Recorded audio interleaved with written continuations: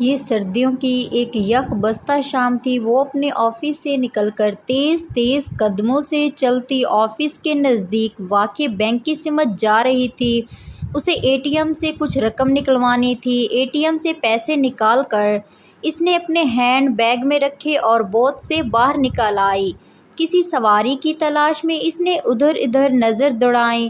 سڑک پر ٹریفک رواں دواں تھی۔ شام کی ہلکی روشنی اندھیرے میں ڈھل چکی تھی۔ ابھی وہ سواری کی تلاش کر رہی تھی کہ ایک موٹر سائیکل اس کے قریب آ کر رکی۔ اس پر دو نوجوان بیٹھے تھے۔ ان میں سے ایک جو موٹر سائیکل چلا رہا تھا اس نے ہیلمٹ پہنا ہوا تھا، جبکہ اس کے پیچھے بیٹھے نوجوان جس نے بلیک چیک کی شرٹ پہنی ہوئی تھی نے بڑے پر اخلاق لہجے میں اسے مخاطب کیا، باجی یہ ایڈریس بتائیں گی کیا؟ اس کے ہاتھ میں ایک چٹ تھی۔ رمشا نے ہمدردی کے جذبے سے اس چٹ کو دیکھا تو دوسرے ہی لمحے اس کے اعصاب خطا ہو گئے۔ لڑکے نے دوسرے ہاتھ میں پستول تھاما ہوا تھا جس کا رخ رمشا کی جانب تھا۔ اپنا پرس دو۔ رمشا کی کچھ سمجھ میں نہیں آیا۔ وہ ہکا بکا اسے دیکھتی رہ گئی۔ اسی وقت ایک سفید کار ان کے قریب رکی تھی۔ جلدی کرو جلدی ورنہ گولی مار دوں گا۔ رمشا نے جلدی سے اپنا پرس اس کی طرف بڑھایا۔ اس کے بدترین اندیشے سچ ہو گئے تھے۔ اس شہر نہ پرس میں لٹیروں کے ہاتھ وہ آج نشانہ بنی تھی۔ حالانکہ یہ ایک کاروباری علاقہ تھا، پولیس کا گشت یہاں رہتا اور موبائلیں یہاں کھڑی رہتی تھیں، پھر بھی نہ جانے یہ کیسے مجرم دندناتے پھرتے ہیں اور واردات کے بعد آسانی سے فرار ہونے میں بھی کامیاب ہو جاتے ہیں۔ بہرحال اس کا ذہن تیزی سے سوچ رہا تھا کہ اس کے پرس میں کون کون سی اہم چیزیں ہیں۔ اس کے اہم ڈاکومنٹ پرس میں تھے۔ رقم اور موبائل فون جانے کا ملہ اپنی جگہ، مگر اہم کاغذات جانے کا دکھ اس سے سو تھا۔ بی جان کتنی نصیحتیں کرتی تھی کہ تمہارا پرس ہے کہ عمر و عیار کی زنبیل، کسی دن بیٹھ کر اسے خالی کرو۔ رمشا کو اس وقت کار کا دروازہ بند کرنے کی آواز آئی اور کوئی شخص اس کے قریب آیا۔ لڑکے نے پرس جھپٹا۔ بائیک چلانے والے لڑکے نے بائیک اسٹارٹ کی، پھر نہ جانے کیا ہوا، کسی شخص نے پیچھے بیٹھے لڑکے کو بائیک سے گھسیٹ لیا۔ لڑکے کو سنبھلنے کا موقع نہیں ملا، وہ نیچے گر گیا۔ رمشا کا پرس اور دوسرے ہاتھ میں تھاما پستول بھی نیچے گر گیا۔ دوسرے لڑکے نے بریک لگا دی تھی اور پھرتی سے نیچے اترا تھا۔ وہ اس اجنبی شخص سے بھڑ گیا، اس پر لاتوں اور مکوں کی بارش کر دی۔ اس نے اجنبی کو دھکا دیا۔ اجنبی جھٹکے سے پیچھے گر گیا تھا۔ اس کا سر شاید فٹ پاتھ سے ٹکرایا تھا، پھر وہ نہیں اٹھا تھا۔ اس کے سر کے پاس خون کا چھوٹا سا تالاب بن گیا تھا۔ وہ دونوں یہ دیکھ کر گھبرا گئے تھے اور اپنی پستول جو اس ہاتھا پائی میں لڑکے کے ہاتھ سے چھوٹ کر دور جا گری تھی، جھپٹ کر اٹھائی اور سب چھوڑ چھاڑ کر بھاگ کھڑے ہوئے تھے۔ یہ سب اتنی تیزی سے پیش آیا تھا کہ رمشا ہکا بکا رہ گئی تھی۔ اسے سکتہ سا ہو گیا تھا۔ آس پاس ٹریفک بستور رواں دواں تھی۔ وہ چونکی اور جیسے ہوش میں آ گئی اور تیزی سے اس اجنبی نوجوان کے قریب آ بیٹھی۔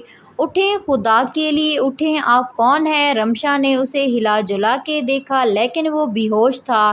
اس کے سر سے خون بہہ رہا تھا۔ اٹھیں پلیز سنیں، ارے کوئی ہے؟ اس نے ادھر ادھر دیکھا۔ پلیز اٹھیں۔ رمشا نے اس کے سینے پر کان لگا کر اس کی دھڑکن سننے کی کوشش کی۔ اس نے بے حد ہینڈسم نوجوان کے متر وجود دھڑکنیں محسوس کی تھیں۔ اس نے شکر ادا کیا کہ وہ زندہ ہے۔ اس نے دوبارہ اسے ہلایا جلایا لیکن وہ بے حس و حرکت تھا۔ کوئی پلیز ہماری مدد کرے، وہ چلائی، مگر کوئی نہیں رکا، کوئی اس کی مدد کے لیے نہیں آیا۔ رمشا نے دیکھا قریب ہی اجنبی کا موبائل فون ٹوٹا ہوا پڑا تھا۔ وہ شاید اس کی مدد کے لیے آنے سے پہلے کسی سے بات کر رہا تھا اور فون اس کے ہاتھ میں جو تھا وہ ہاتھا پائی کے دوران گر کر ٹوٹ چکا تھا۔ وہ تیزی سے اٹھی اور مدد کے لیے چلانے لگی لیکن گاڑیاں تیزی سے اس کے قریب سے گزرتی رہی۔ کسی نے رکنے کی زحمت گوارا نہیں کی تھی۔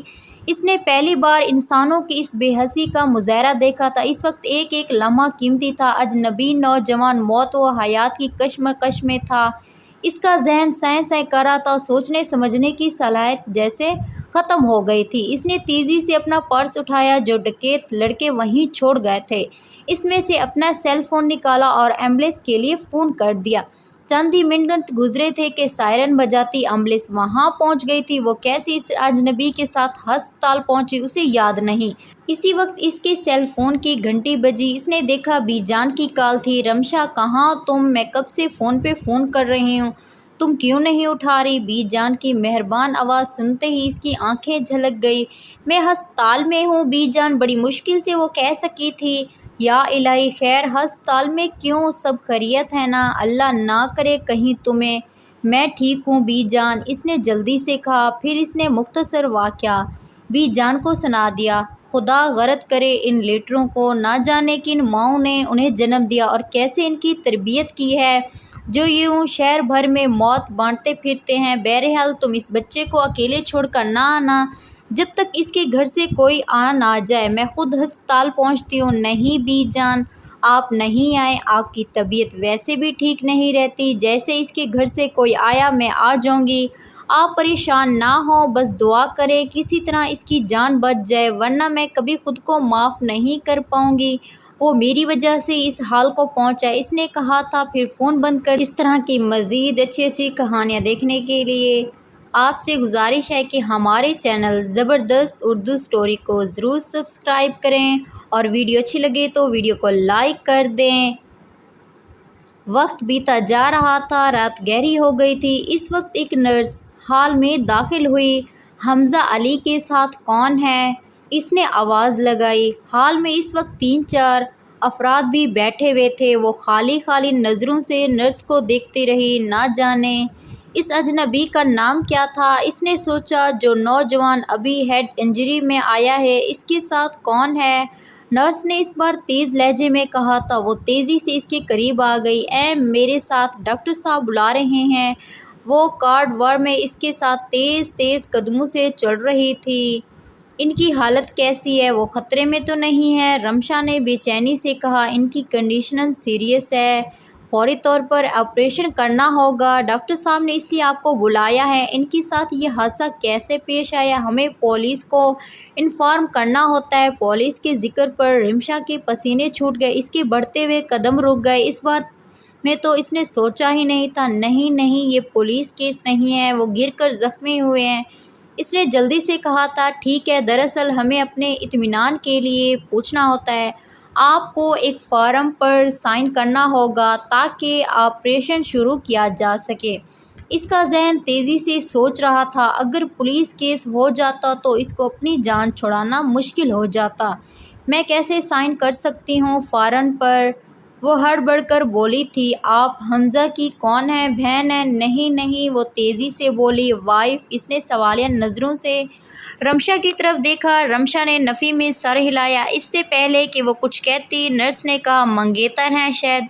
मैं समझ सकती हूँ आप इस वक्त शॉक में हैं, बहरहाल हिम्मत से काम लें। वो दोनों इस रूम में दाखिल हुई जहाँ हमज़ा को रखा गया था। करीबी 2-3 डॉक्टर्स खड़े थे।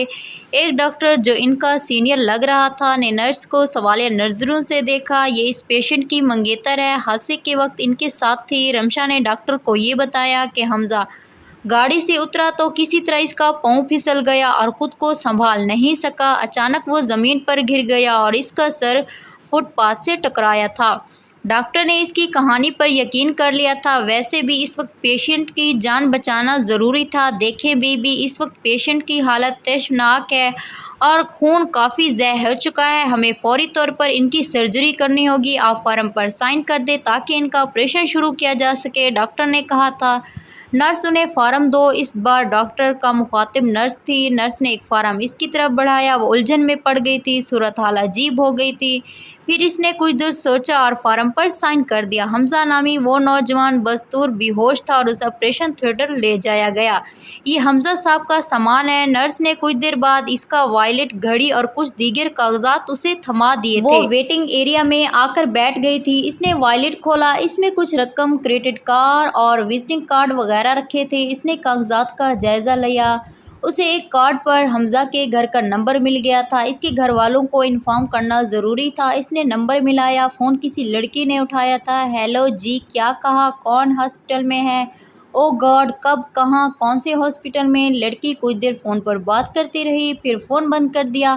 کیا ہوا آپی؟ ایک نوجوان جو اس کے قریب ہی کھڑا تھا تیزی سے بولا۔ جلدی جاؤ، مما اور بابا کو بتاؤ، حمزہ زخمی اور ہاسپٹل میں ہے، ابھی کسی لڑکی کا فون آیا تھا۔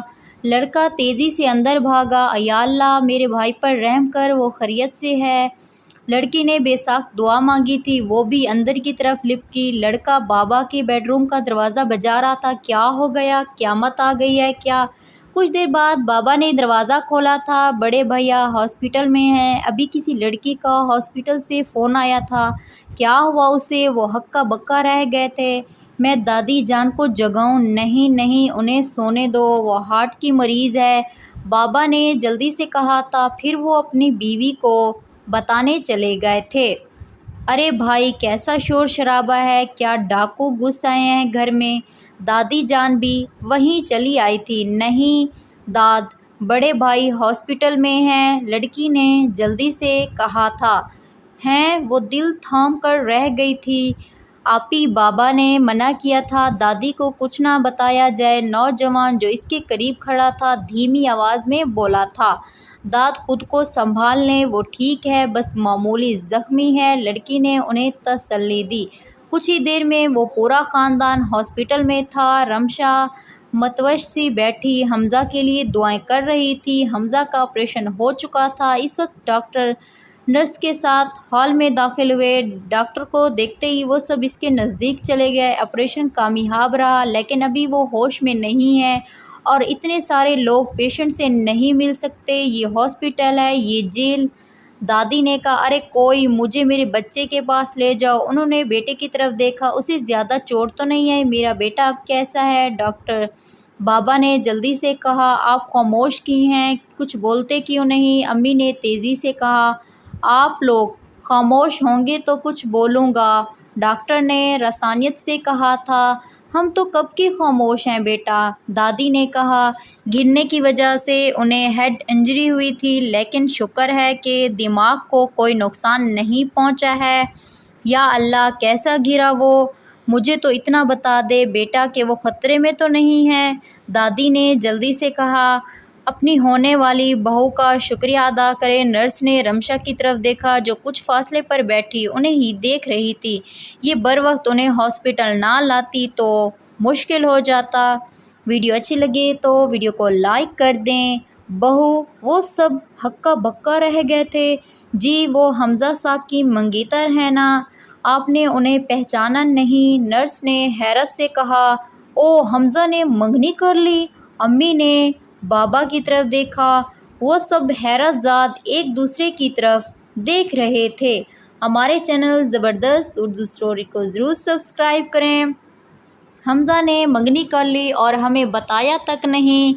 دادی رونے لگی۔ اسی دن کے لیے کہتی تھی جلدی اس کی شادی کر دو، مگر میری سنتا کون ہے؟ کر لینا اس نے اپنی پسند سے منگنی، جیسے منگنی کی ہے ویسے شادی بھی کر لے گا، ابھی تو اس کی زندگی کی خیر منائے۔ اماں، بابا نے کہا تھا، ارے کوئی میرے بچے کو دکھا دو ایک نظر، امی نے بے چین ہو کر کہا تھا۔ آپ میرے ساتھ ہیں، ڈاکٹر نے بابا سے کہا تھا۔ وہ دونوں تیزی سے وہاں سے چلے گئے تھے۔ وہ جو ان سب کو دیکھ کر بری طرح گھبرا گئی تھی اور وہاں سے جانے کے لیے دروازے کی سمت بڑھ رہی تھی، اس وقت حمزہ کی بہن کرن کی نظر اس پر پڑی تو وہ تیزی سے اس کی طرف بڑھی اور اس کا ہاتھ پکڑ کر ان سب کے قریب لے آئی۔ اس نے بچائی ہے میرے بچے کی جان، اور خود کیسے چپ چاپ جا رہی تھی۔ آؤ ادھر آؤ میری بچی، کہہ کر امی نے بے اختیار اسے گلے سے لگا لیا۔ وہ حیران و پریشان ان کے گلے سے لگی ہوئی تھی۔ ہٹو ادھر، میں بھی تو دیکھوں حمزہ کی دلہن کو۔ اف، پریشانی میں تو میں چشمہ لانا بھی بھول گئی۔ دادی بے اختیار آگے بڑھی تھی۔ انہوں نے چندائی ہوئی آنکھوں سے اسے دیکھا۔ جیتی رہو بیٹی، میں کیسے تمہارا شکریہ ادا کروں؟ انہوں نے بڑھ کر اس کا ماتھا چوم لیا۔ اب تم ہمارے خاندان کا حصہ ہو بیٹی، انہوں نے اس کے سر پر ہاتھ پھیرا۔ حالات عجیب و غریب رخ اختیار کر رہے تھے۔ وہ جلد سے جلد وہاں سے بھاگ جانا چاہتی تھی۔ ویسے حمزہ کی پسند بہت اچھی ہے۔ کیوں آپا؟ حمزہ کے چھوٹے بھائی سعد نے کہا تھا۔ تم نے حمزہ کی جان بچا کر نہ صرف اس پر احسان کیا ہے بلکہ ہم سب کا دل جیت لیا ہے، کرن نے، جو اس کی بہن تھی، مسکراتے ہوئے کہا۔ وہ سب کرسیوں پر آ کر بیٹھ گئے تھے۔ بیٹا ایک بات تو بتاؤ، یہ حادثہ کیسے پیش آیا تھا اور تم لوگ کہاں گئے تھے؟ ڈاکٹرز بتا رہے تھے کہ حمزہ گر گیا تھا، حمزہ کی امی نے اس وقت پوچھا تھا۔ ابھی اس نے کچھ کہنے کے لیے منہ کھولا ہی تھا کہ دادی نے کہا، حمزہ نے تم سے منگنی کب کی اور تم لوگ کہاں ملے تھے؟ حمزہ نے کبھی تمہارا ذکر تک نہیں کیا ہم سے، وہ کم از کم مجھ سے کوئی بات نہیں چھپاتا۔ عجیب گھرانہ تھا وہ، سب ایک ساتھ ہی بولنا شروع کر دیتے تھے۔ ارے باتوں کا یہ وقت نہیں ہے، ایسی باتیں پوچھنے کا بعد میں پوچھ لیجیے گا، یہ پہلے ہی بہت گھبرائی ہوئی ہے، کرن نے کہا تو رمشا نے سکھ کا سانس لیا۔ کیا کہا تم نے؟ کچھ سنائی نہیں دیا، داد نے تیزی سے کہا۔ میں نے کہا بعد میں پوچھ لیجیے گا سب باتیں۔ آئے ہائے، اس وقت کو کیا ہوا؟ کیوں نہ پوچھیں بھائی، بلکہ یہی تو وقت ہے کہ سب کا دھیان بٹے گا۔ بہت دیر ہو گئی ہے، مجھے اب جانا ہوگا، رمشا نے اٹھتے ہوئے بولی۔ اوہ، رات کے 2 بج رہے ہیں، تم اکیلی کیسے جاؤ گی؟ بیٹھو، حمزہ کے ابو تمہیں گھر چھوڑ آئیں گے، دادی نے کہا تھا۔ نہیں نہیں، انہیں تکلیف نہ دیں، ان کا یہاں رہنا ضروری ہے، میں چلی جاؤں گی۔ اسی وقت بابا آ گئے تھے۔ کیسا ہے حمزہ؟ وہ سب بیک آواز میں بولے تھے۔ ابھی ہوش میں نہیں آیا، لیکن ڈاکٹرز بتا رہے ہیں کہ وہ سب خطرے سے باہر ہے، شکر ہے اسے بروقت طبی امداد مل گئی ہے۔ سب نے اطمینان کا سانس لیا تھا۔ بیٹی، تم نے ہم پر بہت بڑا احسان کیا ہے۔ اب ان کی مخاطب رمشا تھی۔ میں نے کچھ نہیں کیا انکل۔ اچھا میں چلتی ہوں، اس نے جلدی سے کہا۔ وہ جلد سے جلد وہاں سے بھاگ جانا چاہتی تھی۔ ارے تم اکیلی کیسے جاؤ گی؟ اتنی رات ہو گئی ہے، جاؤ ساتھ، تم چھوڑ کر آؤ انہوں نے سعد سے کہا تھا۔ پھر حال وہ سعد کے ساتھ باہر آ گئی۔ کچھ ہی دیر میں وہ ان کی شاندار گاڑی میں بیٹھی تھی جسے سعد ڈرائیو کر رہا تھا۔ اس نے اپنے گھر کے راستے کے بارے میں سعد کو بتایا تھا۔ اس کے بعد کار میں خاموشی چھا گئی تھی۔ راستہ خاموشی سے کٹ رہا تھا کہ اچانک سعد نے کہا، آپ حمزہ کو کب اور کہاں ملی تھی؟ وہ اس اچانک سوال کے لیے تیار نہیں تھی۔ ایک دم گڑبڑ کر پھر سنبھل کر بولی، 1 مہینے ہم پہلے ملے تھے۔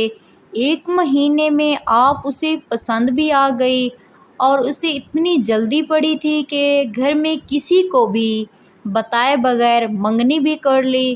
امپاسبل، ہم دونوں بھائیوں کے علاوہ بہترین دوست بھی ہیں۔ وہ اپنی کوئی بھی بات مجھ سے نہیں چھپاتا۔ وہ کسی کو پسند کرے اور مجھے نہیں بتائے، یہ ہو ہی نہیں سکتا۔ اتنے کم دنوں میں آپ حمزہ کے بارے میں کیا جان سکی ہوں گی بھلا؟ مجھے کچھ جاننے کی ضرورت بھی نہیں ہے، رمشا نے کہا۔ سوچا بس کسی طرح گھر پہنچ جاؤں۔ یا اللہ، یہ دن اتنا طویل کیوں ہو گیا؟ وہ اب جھنجھلا رہی تھی۔ کسی کو جاننے کے لیے کبھی ایک عمر بھی کافی نہیں ہوتی اور کبھی ایک لمحہ بھی بہت ہوتا ہے۔ اس نے فلسفہ بگاڑا۔ سعد نے دلچسپی سے اسے دیکھا تھا۔ منگنی کی آپ دونوں کو اتنی جلدی کیا تھی؟ یہ آپ اپنے بھائی سے پوچھیے گا جب وہ ہوش میں آ جائیں۔ وہ اس کے سوال پہ پریشان ہو گئی تھی۔ بی جان سچ کہتی ہیں، ایک جھوٹ چھپانے کے لیے لاتعداد جھوٹ بولنے پڑتے ہیں۔ اس نے سوچا پولیس وغیرہ سے بچنے کے لیے اس نے یہ سب کیا تھا، بلکہ حالات ہی اسے یہاں تک لے آئے تھے۔ اسے کیا پتا تھا کہ حمزہ کی فیملی یوں ہاتھ دھو کر اس کے پیچھے پڑ جائے گی، لیکن یہ سب بھی تو اسی کی وجہ سے ہوا تھا۔ جس وقت یہ حادثہ ہوا تھا آپ حمزہ کے ساتھ تھی؟ جی میں قریب ہی تھی، باقی باتیں آپ ان سے ہی پوچھ لیجیے گا، رمشا نے جلدی سے کہا۔ آپ بہت اچھی ہیں، لیکن نہ جانے مجھے ایسا کیوں لگ رہا ہے کہ جیسے آپ کچھ چھپا رہی ہیں۔ کیا یہ نہیں پتا حمزہ کے سارے دوستوں کو میں جانتا ہوں؟ مجھے حیرت ہے کہ اس نے کبھی آپ کا ذکر مجھ سے کیوں نہیں کیا۔ پھر کچھ دیر ٹھہر کر اس نے کہا، بڑا حوصلہ چاہیے ہوتا ہے سچ بولنے کے لیے اور سننے کے لیے بھی۔ اس نے تربتر کہا، میں جھوٹ نہیں بولتی، ابھی ہم آپ کو جانتے ہی کہاں ہیں رمشا بی بی۔ وہ بری طرح پھنس گئی تھی۔ وہ بلڈنگ قریب آ گئی تھی جہاں اس کا فلیٹ تھا۔ بس یہاں روک دیں، میرا گھر آ گیا ہے، آگے میں خود چلی جاؤں گی۔ کہاں؟ اس بلڈنگ میں میرا فلیٹ ہے۔ اس نے اشارہ کیا اور اسے کہا اور تیزی سے کار کا دروازہ کھولا اور نیچے اتر کر جلدی سے دروازہ بند کر دیا اور کھڑکی میں جھک کر بولی، تھینک یو، آپ کو بڑی زحمت ہوئی۔ وہ بھی تیزی سے نیچے اترا۔ چلیں آپ کو میں آپ کے گھر تک چھوڑ آؤں؟ نہیں، میں چلی جاؤں گی، وہ جلدی سے بولی، لیکن بابا سے ڈانٹ پڑواؤ گی۔ میں آپ کو آپ کے فلیٹ تک چھوڑ کر واپس چلا جاؤں گا۔ یہ کہہ کر وہ اس کے ساتھ قدم سے قدم ملا کر چلنے لگا۔ گھر پہنچ کر اس نے بیل بجائی۔ کچھ دیر بعد بی جان نے دروازہ کھولا تھا۔ آ گئی رمشا۔ السلام علیکم، سعد نے بی جان سے کہا تھا۔ وعلیکم السلام۔ اچھا تو یہ تھے ہسپتال میں؟ بی جان نے سعد کو دیکھتے ہوئے کہا۔ نہیں بی جان، وہ ان کے بڑے بھائی ہیں، اور سعد صاحب یہ میری پھپھو ہیں، انہوں نے ہی میری پرورش کی ہے۔ ویڈیو اچھی لگے تو ویڈیو کو لائک کر دیں اور ہمارے چینل کو سبسکرائب کرنا مت بھولیے گا۔ انہیں دیکھ کر مجھے اپنی اردو کی ٹیچر یاد آ گئی۔ آپ بالکل ان کی ہم شکل ہیں۔ نہیں بیٹا، میں نے تو کبھی جاب نہیں کی، ویسے چہرے بھی بعض اوقات بہت دھوکہ دیتے ہیں، سعد نے اسے دیکھتے ہوئے کہا تھا۔ آؤ بیٹا بیٹھو، تم پہلی بار ہمارے گھر آئے ہو، میں چائے بنا کے لاتی ہوں۔ چائے میں بناتی ہوں، آپ دونوں بیٹھیں، رمشا نے تیزی سے کہا، اور رمشا چائے بنانے کے لیے جا رہی تھی۔ نہیں پلیز چائے پھر کبھی، میں اب چلوں گا، انہیں گھر چھوڑنے آیا تھا، وہ جلدی سے بولا، پھر وہ چلا گیا تھا تو رمشا نے سکھ کی سانس لی تھی۔ یہ دن اس کی زندگی کا ایک طوفانی دن تھا جس نے اسے ہلا کے رکھ دیا تھا۔ تھکن سے اس کا برا حال تھا۔ پھر وہ کب اپنے بیڈ پر گئی اور کب نیند کی آغوش میں پہنچی تھی اسے کچھ یاد نہیں تھا۔ وہ اور پھپھو اس بلڈنگ میں نئے شفٹ ہوئے تھے جس کے سیکنڈ فلور پر ان کا فلیٹ تھا۔ وہ گھر میں دو ہی تو افراد تھے، پھوپھی اور بھتیجی۔ ممی اور ڈیڈی کو جانے کی اتنی جلدی تھی کہ وہ اس کی کامیابیاں اور خوشیاں بھی نہیں دیکھ پائے تھے۔ اس کی پھپھو نے شادی نہیں کی تھی۔ یوں وہ دونوں ایک دوسرے کے سہارے زندگی گزار رہی تھی۔ رمشا ان دنوں مقامی یونیورسٹی میں گریجویشن کر رہی تھی جب اس کے والد کی وفات ہوئی تھی۔ اس کی ماما تو کافی عرصہ پہلے گزر چکی تھی۔ امی کی وفات کے بعد ڈیڈی نے ہی اس کی پرورش کی تھی۔ وہ دونوں ایک دوسرے کو دیکھ کر جیتے تھے، وہ اس سے کس قدر محبت کرتے تھے۔ ڈیڈی کی ہارٹ اٹیک کے نتیجے میں اچانک وفات ہوئی تو جیسے اس پر قیامت ٹوٹ پڑی تھی اور اسے سنبھلنے میں بہت عرصہ لگا تھا۔ اگر پھپھو جان اور ڈیڈی کے دوست اور بزنس پارٹنرز ہاشم رضا نہ ہوتے تو نہ جانے کیا ہوتا۔ ہاشم رضا نے واقعی دوستی کا حق ادا کر دیا تھا۔ حالانکہ ہاشم صاحب اور ڈیڈی کی عمر میں بڑا فرق تھا۔ ہاشم ڈیڈی سے کافی چھوٹے تھے۔ بہرحال دوست کے بچھڑنے کے بعد انہوں نے ان دونوں خواتین کا بہت خیال رکھا تھا۔ اس فلیٹ کی خریداری میں بھی انہوں نے ان کا بھرپور ساتھ دیا تھا۔ ہاشم صاحب نے ہی پھپھو کو مشورہ دیا تھا کہ اتنے بڑے مکان میں دونوں خواتین کا اکیلے رہنا خطرے سے خالی نہیں ہوگا، اس لیے ان کے آبائی مقام جس کا محلِ وقوع بہت اچھا تھا اسے بہت اچھی قیمت میں بیچ دیا گیا تھا اور ایک اچھے علاقے میں یہ فلیٹ خریدا گیا تھا اور باقی رقم کو ڈپازٹ کروا دیا تھا۔ رمشا کے ڈیڈی اس کے لیے بہت کچھ چھوڑ کر گئے تھے جو ان دونوں کے لیے زندگی بھر کے لیے کافی تھا، لیکن اس کی گریجویشن کمپلیٹ ہونے کے بعد ہاشم صاحب نے اسے اپنے آفس میں جاب کی پیشکش کی تھی جسے رمشا نے فوری طور پر انکار کر دیا تھا۔ آگے تم پڑھنا نہیں چاہتی اور کوئی کام تم کرنا نہیں چاہتی، آخر تم نے کیا سوچا ہے؟ خالی ذہن شیطان کا گھر ہوتا ہے، الٹی سیدھی سوچو گی تمہیں نکارہ بنا دیں گی۔ اس دن ہاشم صاحب ان کے گھر آئے تھے تو بحث کر رہے تھے۔ مجھے جاب واب نہیں کرنی، بس اس نے جلدی سے کہا تھا۔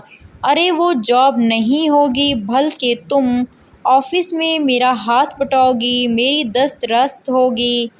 میرا بیٹا ابھی چھوٹا ہے ورنہ تم سے نہیں کہتا۔ پھر کچھ دیر ٹھہر کر انہوں نے پھپھو کی طرف دیکھا جو اس کے قریب ہی بیٹھی چائے پی رہی تھی۔ آپ ہی اسے کچھ سمجھائیں آپا۔ ویڈیو اچھی لگے تو ویڈیو کو لائک کر دیں اور ہمارے چینل کو پلیز ضرور سبسکرائب کریں۔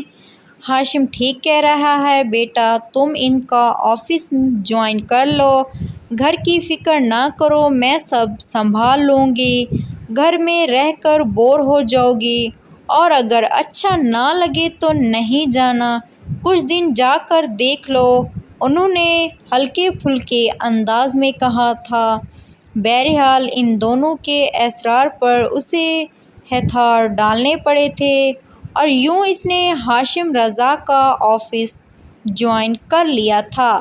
صبح مخصوص وقت پر الارم بجا تھا۔ وہ اتنی گہری نیند میں تھی کہ الارم کی آواز سے بھی نہیں جاگی تھی۔ بی جان نے آ کر الارم بند کیا تھا، انہوں نے اسے جھنجھوڑا تھا، وہ اٹھ بیٹھی۔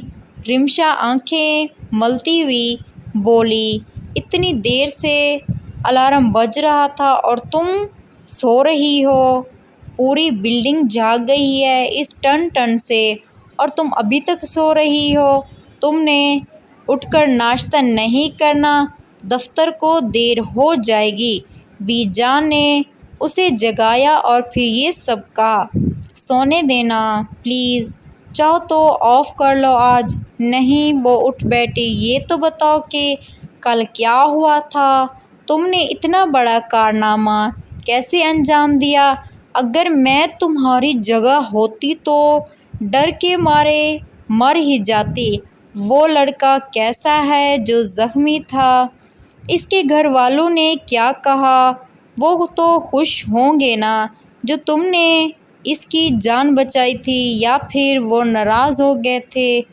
افسوس تو یہی ہے بی جان کہ وہ کچھ زیادہ ہی خوش ہیں۔ پھر اس نے ساری تفصیل انہیں بتا دی۔ یہ سب سن کر انہوں نے اپنا سر پیٹ لیا تھا۔ تمہیں منگنی والی بات کی تردید اس کے گھر والوں کے سامنے کر دینی چاہیے تھی۔ ایسی مزیدار کہانیاں اور ناولز دیکھنے کے لیے آپ ہمارے چینل زبردست اردو اسٹوری کو جلدی سے سبسکرائب کر دیں۔ وہاں سچویشن ہی عجیب تھی کہ میں کچھ کہہ نہیں سکی۔ اوہ، اسے کچھ یاد آیا کہ کیا ہوا؟ بی جان نے پوچھا۔ حمزہ کا سامان میرے پرس میں پڑا ہے، وہ تو میں اس کے گھر والوں کو رات کو دینا ہی بھول گئی۔ کوئی بات نہیں، اب جا کر دے آنا، اس کی خیریت بھی پوچھ لینا اور اس کے گھر والوں کو سب سچ سچ بتا دینا کہ تم نے یہ جھوٹ کس لیے بولا تھا۔ ٹھیک ہے بی جان، اس نے کہا تھا، پھر آفس جانے کے لیے تیار ہونے لگی۔ وہ آفس میں بہت چپ چپ سی تھی۔ اس کے خلاف معمولی خاموشی کو ہاشم رضا نے بھی محسوس کیا۔ جب انہوں نے پوچھا تو اس نے پورا واقعہ انہیں کہہ سنایا تھا۔ وہ سب سن کر ان کے کہہ کے رکنے کا نام نہیں لے رہے تھے۔ آپ ہنس رہے ہیں جبکہ یہاں میری جان پر بنی ہوئی ہے۔ آج آپ میرے ساتھ ہاسپٹل چلیں اور ان لوگوں کو سب سچ سچ بتا دیتے ہیں کہ میں نے یہ جھوٹ کس لیے بولا تھا، اور حمزہ کا کچھ سامان میرے پاس ہے جو میں جا کے اس کے حوالے کر دوں گی۔ بھائی تمہارے سسرال کا معاملہ ہے، تم جانو میں کسی معاملے میں انوالو نہیں ہونا چاہتا۔ انہوں نے ہنستے ہوئے کہا تھا، آپ میرے دوست نہیں ہیں، بس مجھے آپ سے بات نہیں کرنی۔ آپ سے وہ ناراضگی سے بولی، میں تمہارا دوست بھی ہوں اور بھائی بھی، بلکہ تمہارے ابو کا بھی دوست تھا، سمجھیں، اور پھر چلیں گے نا آپ میرے ساتھ۔ وہ خوش ہو کر بولی تھی، تمہیں میں بعد میں اس کے گھر والوں کو بتا دینا چاہیے تھا، یہ ساری پریشانی اس لیے پیدا ہوئی تھی۔ رمشا نے کہا، میں انہیں یہ سب بتا دینا چاہتی ہوں کہ میں نے پولیس سے بچنے کے لیے یہ سب نرس سے جھوٹ کہا تھا، اور پھر ان کی چیزیں ان کو دے کر پھر واپس آ جائیں گے اور پھر ان سے کوئی تعلق بھی نہیں رہے گا۔ اگر فیملی اچھی ہے تو پھر سوچا جا سکتا ہے۔ ہاشم نے شرارت سے کہا تھا، جی نہیں، اس نے تڑک کر کہا تھا۔ وہ زور سے ہنسے۔ اسی شام وہ اور ہاشم رضا ہاسپٹل آئے تھے۔ حمزہ کو ہوش آ گیا تھا۔ سب گھر والے بے حد خوش تھے اور سب اسے گھیرے کھڑے تھے۔ اس وقت رمشا اور ہاشم رضا کمرے میں داخل ہوئے تھے۔ میں کہاں ہوں، مجھے کیا ہوا تھا؟ حمزہ نے ادھر ادھر دیکھ کر کہا تھا، تمہیں چوٹ لگی تھی اور ہاسپٹل میں ہو بیٹا۔ بابا نے کہا، ہاسپٹل میں؟ حمزہ نے تردد سے پوچھا۔ شکر ہے اللہ کا تم ٹھیک ہو، دادی نے کہا تھا۔ وہ ایک ایک کو غور کر کے دیکھ رہا تھا۔ اس وقت اس کی نظر اچانک رمشا پر پڑی تھی اور اس نے گھبرا کر پوچھا، یہ لڑکی کون ہے؟ رمشا گھبرا گئی۔ ہماری ہونے والی بھابھی، تمہاری منگیتر، حمزہ کی بہن کرن نے ایستگی سے کہا تھا۔ میری منگیتر؟ وہ حیران ہوا تھا۔ ڈاکٹر صاحب، کہیں خدا نخواستہ اس کی یادداشت پر تو کوئی اثر نہیں ہوا ہوگا؟ دادی نے ڈاکٹر سے کہا تھا جو نزدیک ہی کھڑا تھا۔ ہو سکتا ہے ایسی چوٹ لگنے کی صورت میں کچھ دنوں تک یادداشت پر برا اثر ہو سکتا ہے۔ گھبرانے کی کوئی بات نہیں ہے، چند دنوں میں یہ ٹھیک ہو جائیں گے۔ حمزہ ہکا بکا تھا کہ میری منگیتر، ہائے میرا بچہ۔ امی بے چین ہو گئی تھی۔ میرا خیال ہے آج اتنی ملاقات کافی ہے، ان کے ذہن پر زیادہ بوجھ نہ ڈالا جائے، مریض کو آرام کرنے دیں، ڈاکٹر نے کہا۔ تو وہ سب آرام سے باہر آ گئے تھے۔ رمشا نے ہاشم صاحب کو اشارہ کیا تو وہ حمزہ کے بابا کے قریب چلے گئے اور دونوں میں کچھ دیر گفتگو ہوتی رہی۔ پھر وہ انہیں لے کر ایک طرف چلے گئے اور رمشا کو بھی ساتھ آنے کا اشارہ کیا۔ انکل، یہ حمزہ کی کچھ چیزیں میرے پاس رہ گئی تھی جو کل پریشانی میں مجھے آپ لوگوں کو دینا یاد نہیں رہی، یہ میں اب دینے آئی ہوں۔ اس نے حمزہ کا وائلیٹ اور گھڑی وغیرہ ان کے حوالے کی اور ہاشم صاحب کی طرف دیکھا۔ ہاشم مسکرائے، پھر انہوں نے پورا واقعہ ان کے گوش و گزر کر دیا تو وہ توجہ سے سنتے رہے۔ سوری، میں آپ لوگوں کو دھوکہ نہیں دینا چاہتی تھی، بلکہ پوری حقیقت بتانا چاہتی تھی کہ میں نے یہ سب کس لیے بولا تھا، مگر تم لوگوں نے مجھے بولنے کا موقع ہی نہیں دیا تھا۔ بابا نے کہا تھا۔ پھر کچھ دیر ٹھہر کر وہ بولے، بیٹا تم نے ہمیں کوئی دھوکہ نہیں دیا، بلکہ یہ تو ہماری خوش قسمتی ہے کہ اسی طرح سے تمہاری اور ہماری ملاقات ہوئی ہے۔ پلیز آپ سب کو بتا دیں، میں نہیں چاہتی کہ وہ مجھے جھوٹا سمجھیں۔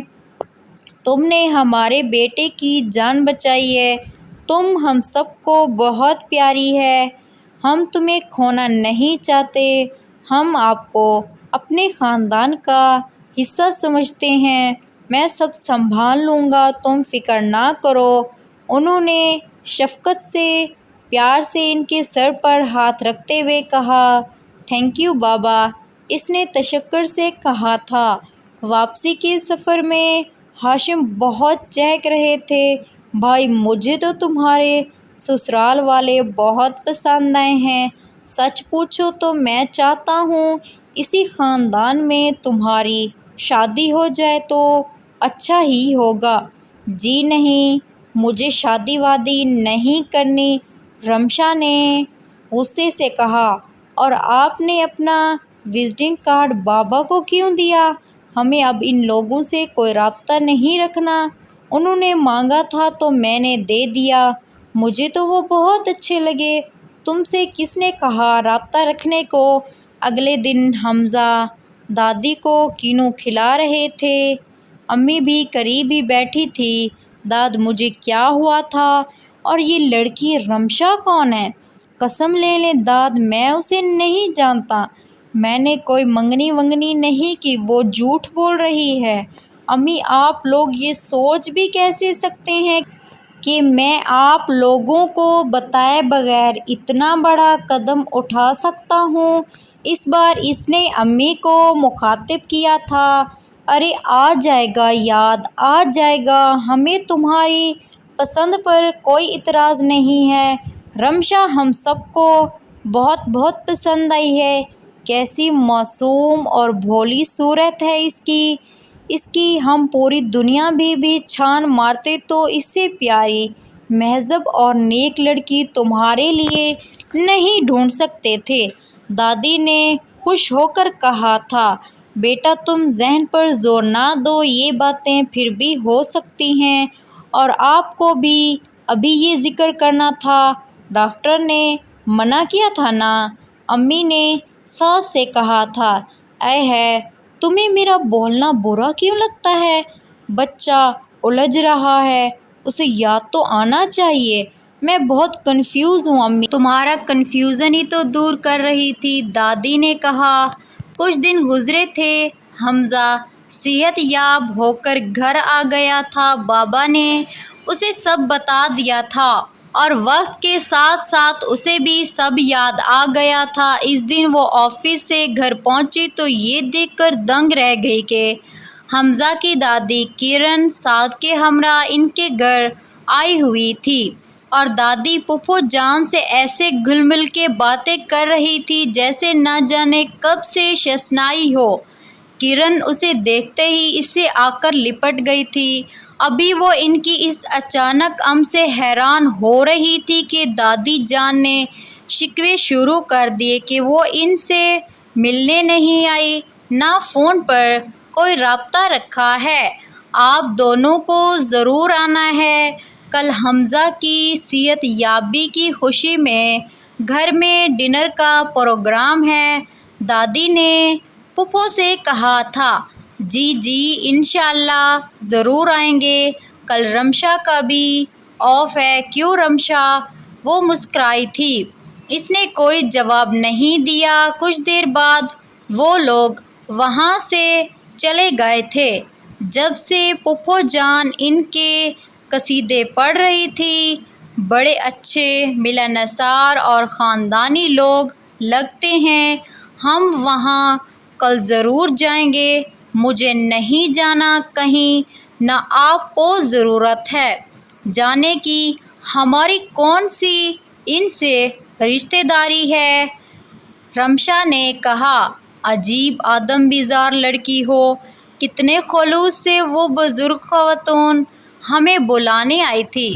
دوسرے دن چھٹی تھی، وہ دیر سے سو کر اٹھی تھی۔ پورا دن وہ مختلف کاموں میں مصروف رہی۔ حمزہ کے گھر جانے کا اس کا کوئی ارادہ نہیں تھا۔ شام 6 بجے ہاشم رضا ان کے گھر آئے تھے۔ تم ابھی تک تیار نہیں ہوئی؟ انہوں نے آتے ہی اس سے کہا تھا۔ کیوں، کس لیے تیار ہونا تھا؟ اس نے حیران ہو کر کہا تھا۔ بھائی حمزہ کی طرف نہیں جانا کیا؟ اس کے ابو کی کل کال آئی تھی، انہوں نے انوائٹ کیا ہے اور کہا تھا کہ آپ دونوں کو ساتھ لے کر آؤں۔ مجھے نہیں جانا۔ ویسے آج آپ بہت ڈیشنگ لگ رہے ہیں، خیریت تو ہے؟ اتنی تیاری کس لیے؟ کیا مطلب؟ میں ہمیشہ سے ڈیشنگ ہوں، بس تم جلدی سے تیار ہو جاؤ، دیر ہو جائے گی۔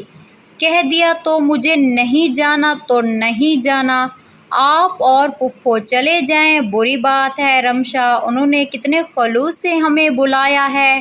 چلو شاباش، جلدی سے تیار ہو جاؤ۔ اسی دوران پھپھو پھر بھی وہاں آ گئی۔ اچھا ہوا تم آ گئے، میں کب سے اسے سمجھا رہی ہوں، میری یہ بات نہیں سنتی، تم ہی اسے سمجھاؤ۔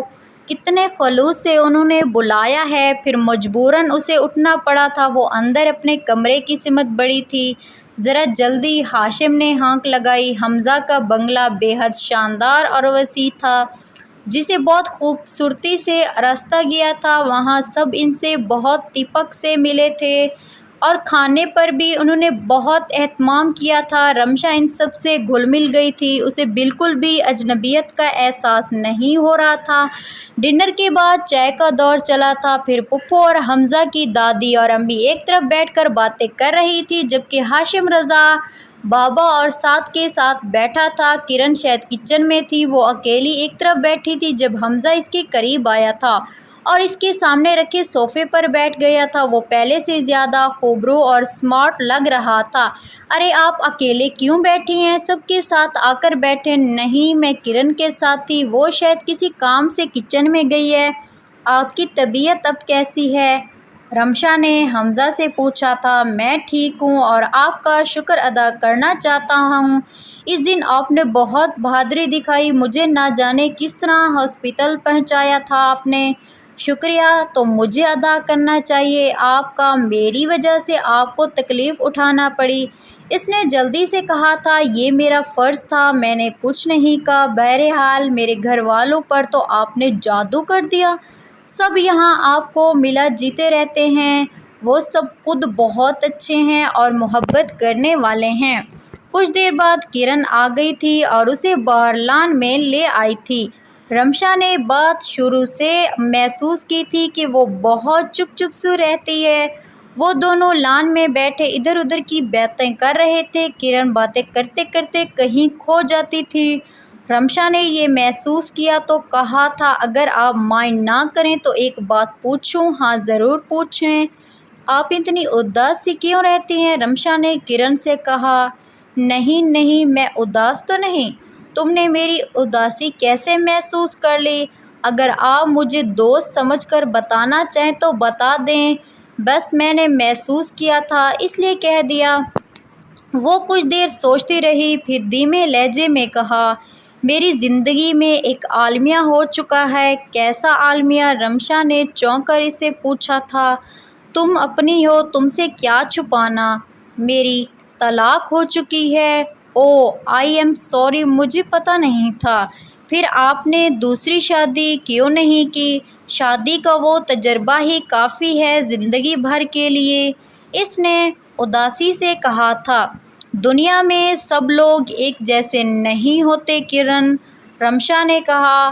ابھی وہ ادھر ادھر کی باتیں کر رہے تھے کہ اچانک حمزہ وہاں آ گیا اور ان کے قریب رکھی کرسی پر بیٹھ گیا۔ اس وقت ہماری بات ادھوری رہ گئی تھی، اس نے مسکراتے ہوئے کہا اور رمشا سے اس کے بارے میں سوالات کی بوچھڑ کر دی۔ اس کی مسکراتی نظریں مسلسل اس کے چہرے کا طواف کر رہی تھی۔ ایک بات پوچھوں اگر مائنڈ نہ کریں تو؟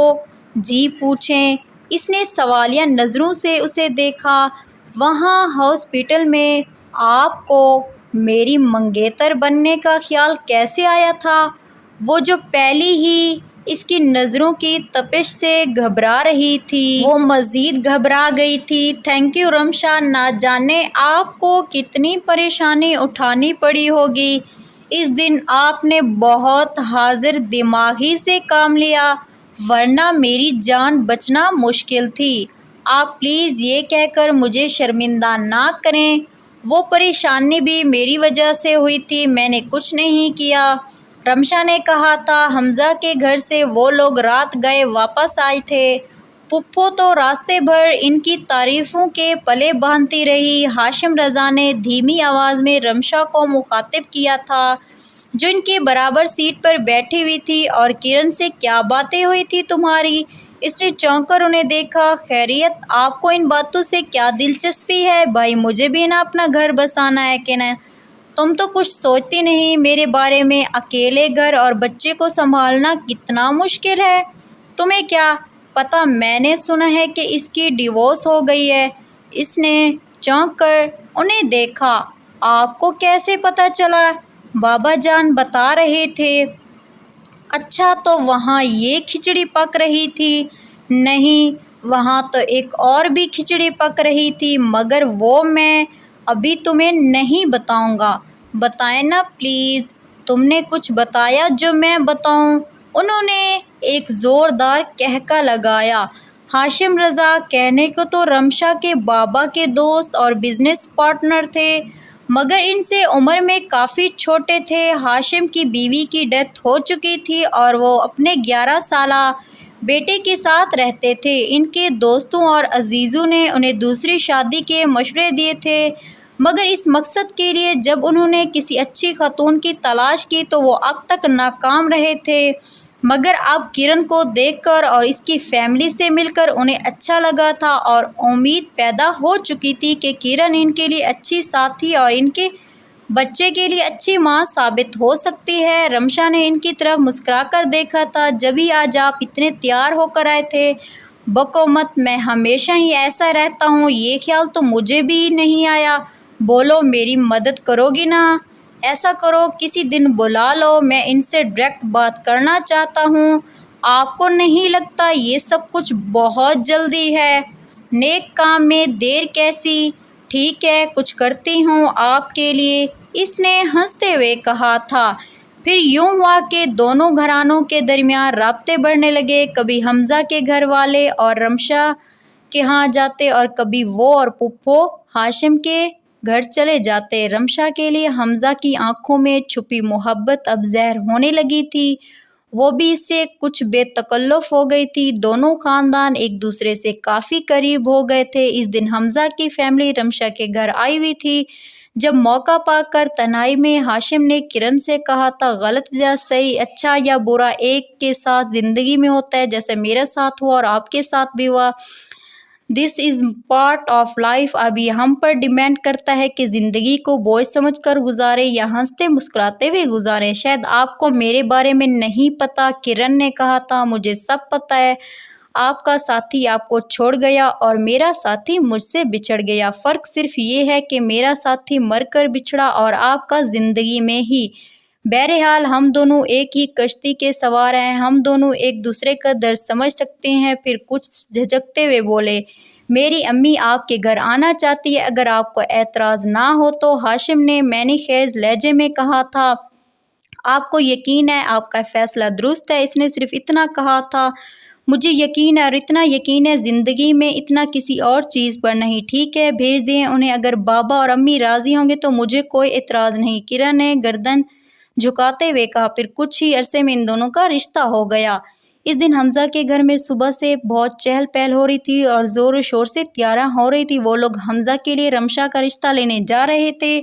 हाशिम रज़ा के ज़रिए पुप्पो जान को पैगाम पहुंचा दिया गया था, रमशा हमज़ा तुमसे शादी करना चाहता है, इसी सिलसिले में इसके घर वाले आना चाहते हैं। वो अपनी ज़िंदगी को तुम्हारा एहसान समझता और बाकी ज़िंदगी तुम्हारे साथ गुजारना चाहता है। मुझे यकीन है तुम इसके साथ बहुत खुश रहोगी। तो वो ये एहसान चुकाना चाहते हैं। ये कैसी बातें कर रही हो? वो और इसके घर वाले तुमसे बहुत मोहब्बत करते हैं। तुम बहुत खुशकिस्मत हो जिसे इतने पुरखलूस लोग मिल रहे हैं। मुझे सोचने के लिए कुछ वक्त चाहिए, रमशा ने कहा था। हाँ हाँ, कल तक सोच लो और अच्छी तरह सोच लो, फैसला तुम्हें ही करना है। मेरी बात याद रखना, किरण की वजह से खुद को दांव पर मत लगाना, उन्होंने कहा था। कल तक, ये क्या मजाक है। वीडियो अच्छी लगे तो वीडियो को लाइक कर दें। कल तक का वक्त भी बहुत है, मेरा तो ख्याल है इसमें सोचने की कोई ज़रूरत ही नहीं है, हाशिम ने मुस्कुराते हुए कहा था। दूसरे दिन हाशिम के इस्तफार पर इसने कहा था, मैं इतने मोहब्बत करने वाले लोगों को खोना नहीं चाहती। पुप्पो तो ये सुनकर खुशी से झूम गई थी। शाम को हमज़ा के घर वाले रमशा के यहाँ आए थे। वो सब ड्राइंग रूम में बैठे बातें कर रहे थे। दोनों ख़ानदानों में तकल्लुफ़ की दीवारें तो बहुत पहले ही घिर चुकी थी। सब एक ही ख़ानदान के अफराद नज़र आते थे। आप बात करें, अम्मी जान ने दुबे लफ्ज़ों में बाबा से कहा था। भाई अम्मा जान से कहो, इनके होते हुए हम कैसे बात कर सकते हैं, उन्होंने कहा था। अम्मी जान, आपको बहन जी से और हाशिम से कोई बात करनी थी, अम्मी ने सास की तरफ देखकर कहा। ऐ है, कौन सी बात? वो जो पुप्पो के साथ बातों में मसरूफ़ थी, चौंक कर अचानक बोली। उफ, आप दोनों माँ बेटे एक से हैं। शादी की बात? और कौन सी बात? उन्होंने तेज़ लहजे में कहा था। हाशिम का रिश्ता तो तय हो गया है ना, मैं रमशा और हमज़ा की बात कर रही हूँ, हमज़ा की अम्मी ने झुंझला कर कहा। फिर दादी ने बड़े संभाव से रमशा का रिश्ता मांगा था और पुप्पो और हाशिम ने रस्मी तौर से कुछ वक्त मांगा। दादी ने फैसला कुन अंदाज में कहा कि मंगनी की रस्म आज ही अदा कर दी जाए। इतनी जल्दी भी क्या है, कुछ वक्त तो लगेगा, पुप्पो जान ने जल्दी से कहा था। भाई वक्त क्यों लगेगा, आप लोग हाँ कहें तो अभी यह सब इंतज़ाम हो जाएगा। क्यों हाशिम? दादी ने हाशिम की तरफ देखा जो असबात में सर हिला रहे थे। जैसा आप लोग चाहें, पुप्पो ने हथियार डाल दिए थे। अरे साद, हमज़ा को फ़ोन करो कि अंगूठी और मिठाई वगैरह लेकर जल्दी से यहाँ पहुँच जाए, दादी ने जल्दी से कहा था। अरे कोई रमशा को ले आए, अम्मी ने कहा। मैं उसे लेकर आती हूँ, किरण ने कहा और दरवाजे की तरफ बढ़ी। मैं तो कहती हूँ शादी की तारीख भी आज ही तय कर दी जाए, अगले चांद की कोई तारीख दे दें, दादी ने पुप्पो से कहा था। आप तो हाथ पाँव फैला दे रही हैं, मैं इतनी जल्दी तैयारी कैसे करूँगी? शादी की अकेली जान हूँ, शादी के 100 काम होते हैं, पुप्पो घबरा कर बोली थी। अरे सब हो जाएंगे तैयारी व्यारी, और आप अकेली कब हैं? हम सब आपके साथ हैं। क्यों हाशिम मियाँ, मैं ठीक कह रही हूँ ना? शादी की तारीख के बारे में इस बार उन्होंने हाशिम को मुखातिब किया था। किसकी शादी की तारीख? वो जो बाबा और साद के साथ बातों में मसरूफ़ थे। दादी के मुखातिब करने पर चौंके थे। इस बात पर एक ज़ोरदार कहका लगा था। अम्मा, हाशिम और हमज़ा की शादी एक ही दिन क्यों ना तय कर दी जाए? बाबा ने ख्याल ज़हर किया तो सब ने इसकी ताकीद की थी और सबके चेहरों पर खुशी दौड़ गई थी। कमरे से निकलते हुए किरण के कदम लम्हे भर के लिए ठहर गए थे। इसने पलटकर हाशिम की तरफ देखा था जो मोहब्बत पाश नज़रों से उसे ही देख रहा था। कुछ ही देर में हमज़ा भी लदा फंदा आ गया था। किरण रमशा को तैयार करके वहीं ले आई थी। हल्के से मेकअप और खूबसूरत लिबास में वो बेहद हसीन लग रही थी। दादी ने मंझली डब्बी खोली और खूबसूरत अंगूठी निकाली। ये लो हमज़ा, अपनी मंगेतर को पहनाओ, मैंने तुमसे कहा था ना, अब तुम इस खानदान का हिस्सा हो, अल्लाह तुम दोनों की जोड़ी सलामत रखे, दादी ने कहा था। हमज़ा ने इसका सफ़ेद नाजुक सा हाथ अपने हाथ में लिया और अंगूठी पहना दी। मंगनी मुबारक हो, इसने धीमे लहजे में कहा। رمشا نے اس کی طرف دیکھا، لمحہ بھر کے لیے اس کی نظریں حمزہ کی محبت پاش نظروں سے ٹکرائی تھی اور جھک گئی تھی۔ اس طرح کی مزید اچھی کہانیاں دیکھنے کے لیے ہمارے چینل کو ضرور سبسکرائب کریں۔ شکریہ۔